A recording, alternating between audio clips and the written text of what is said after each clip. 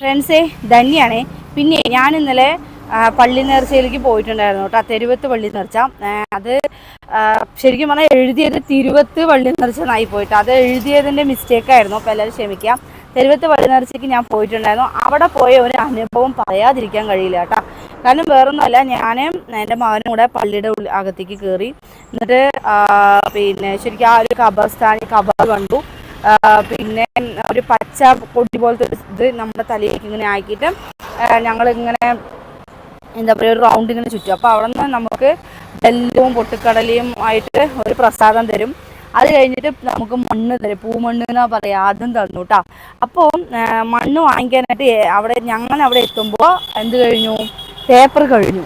അപ്പം ഇനി എന്ത് ചെയ്യാൻ പറ്റുക, പേപ്പർ കഴിഞ്ഞല്ലോ എന്ന് പറഞ്ഞ് ഇങ്ങനെ നിൽക്കുമ്പോഴാണ് രണ്ട് ആലിൻ്റെ ഇല താഴെ കിടക്കുന്നത് കണ്ടു കേട്ടോ.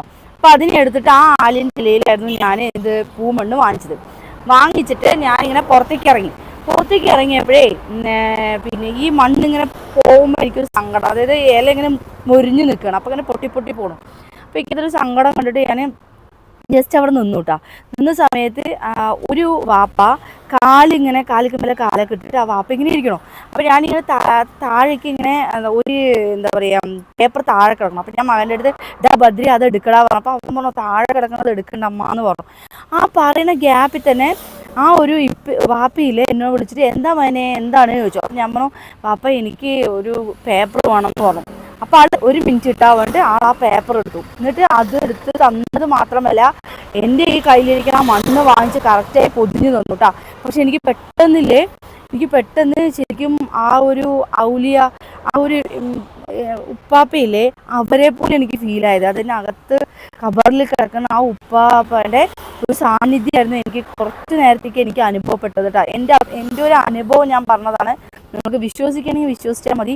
ശരിക്കും എനിക്ക് അങ്ങനെ തോന്നി. എന്നിട്ട് ആ വാപ്പാനെ എനിക്ക് കണ്ണിൽ ഇങ്ങനെ മാറ്റാനേ പറ്റില്ല. ആ ഉപ്പാനെ ഇങ്ങനെ തന്നെ നോക്കിക്കൊണ്ടിരിക്കുകയായിരുന്നു ഇങ്ങനെ കുറച്ച് നേരത്തേക്ക്, 2-3 മിനിറ്റ് കേട്ടോ.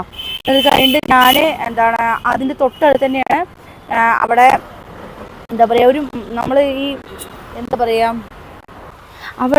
അവിടെ നിൽക്കുന്ന കാഞ്ഞിരമരം ഉണ്ട് കേട്ടോ. അത് ഒരു സമയത്ത് അത് നല്ല മധുരം തരും. ആ ഇല നല്ല മധുരം തരുമെന്നാണ് വിശ്വാസം.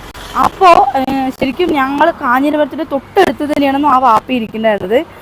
കുറച്ച് ചരടുകളൊക്കെ വിൽക്കാനായിട്ടാണ് ആ വാപ്പി വിൽക്കാനിരിക്കണമെന്ന് എനിക്കറിയില്ല, സൈഡിൽ ഇരുന്നതാണെന്നും എനിക്കറിയില്ലേ. അപ്പോൾ അങ്ങനെ കുറച്ച് സാധനങ്ങളൊക്കെ അവിടെ വെച്ചിട്ടുമുണ്ട്.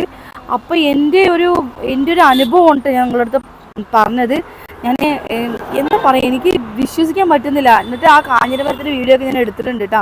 എനിക്കിത് ഭയങ്കര ഒരു അത്ഭുതം നിറഞ്ഞ ഒരു കാര്യം തന്നെയാണ്.